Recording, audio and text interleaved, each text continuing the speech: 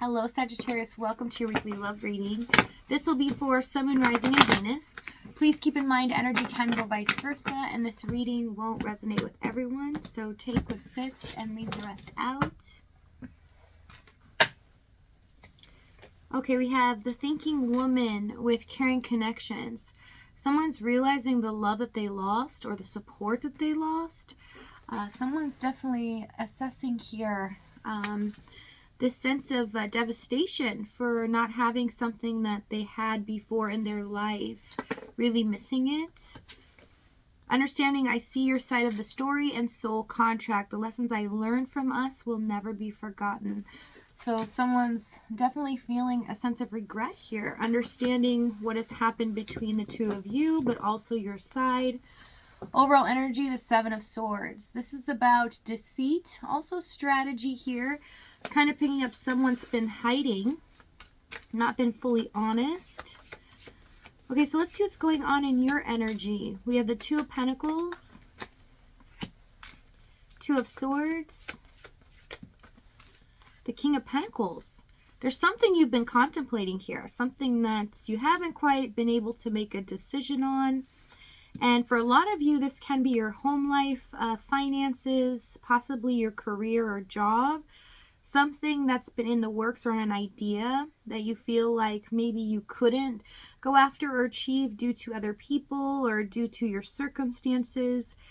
If not, when it comes to love, this week, this is a pivotal week for you where you're starting to see what you truly want when it comes to a partner, when it comes to something that you desire and you're not willing to sacrifice things any longer. It feels like you've done a lot of looking the other direction and allowing people to do whatever they please and just trying to keep peace in a situation.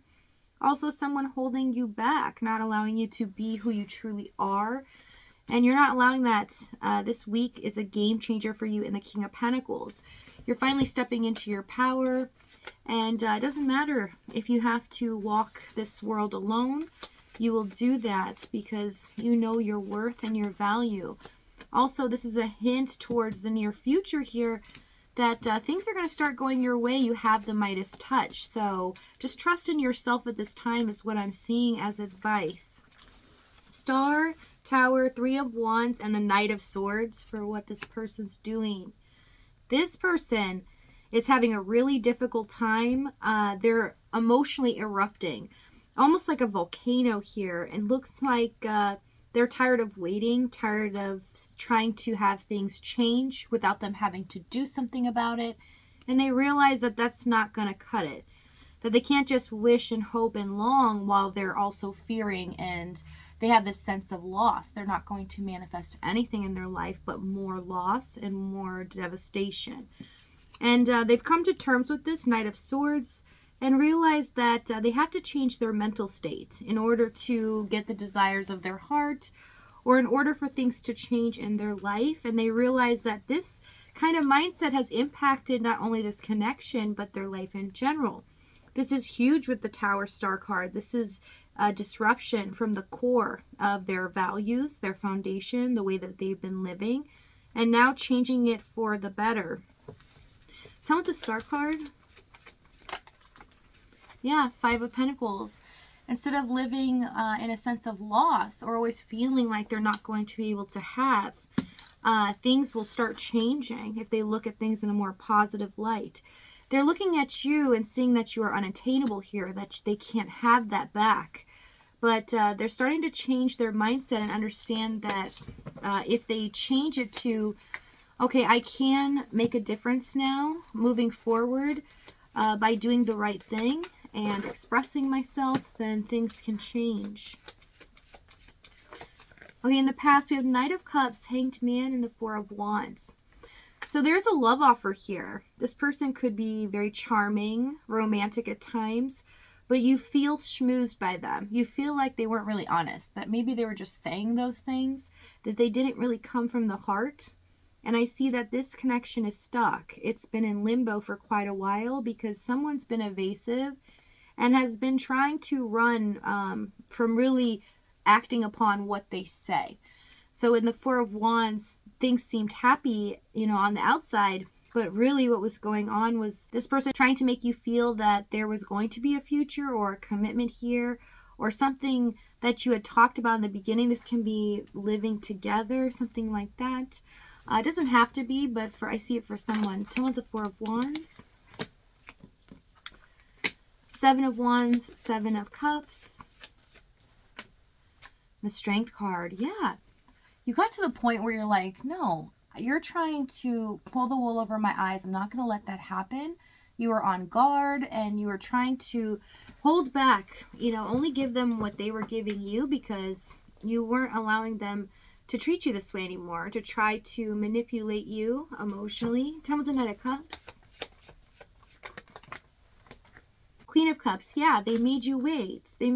It's like they made this kind of romantical type of fantasy going on, and making you think that they were going to do more or act a certain way as more time went on, but they definitely didn't do that. And they were trying to really get you to be attached to them.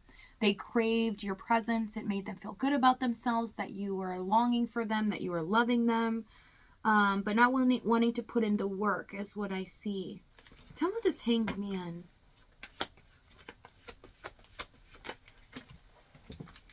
Judgment, Ace of Wands. Yeah, they're not willing to make a decision on this. They were just trying to stay in this, comfortable energy, so they didn't have to do any of the tough work.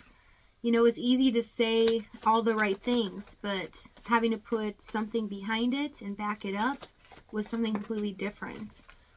Wheel of Fortune, Knight of Wands, Ace of Swords, Three of Pentacles. They wanted you to look at them in a certain way that was romanticized, or that you would put them on a pedestal here.